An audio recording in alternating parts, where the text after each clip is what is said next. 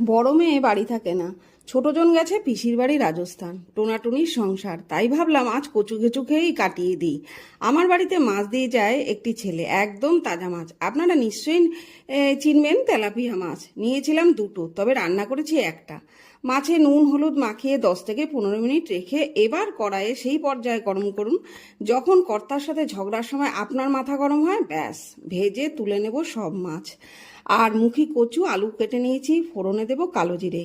এবার প্রথমে কচু, এরপর আলু, সাথে স্বাদ অনুযায়ী লবণ হলুদ লাল লাল করে ভেজে নেব।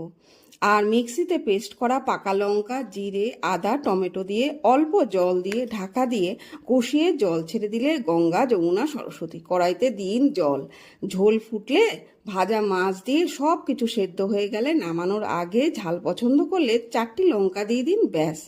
আর কথা বলতে পারছি না বন্ধু, পেটে ছুঁচো ডাকছে। গরম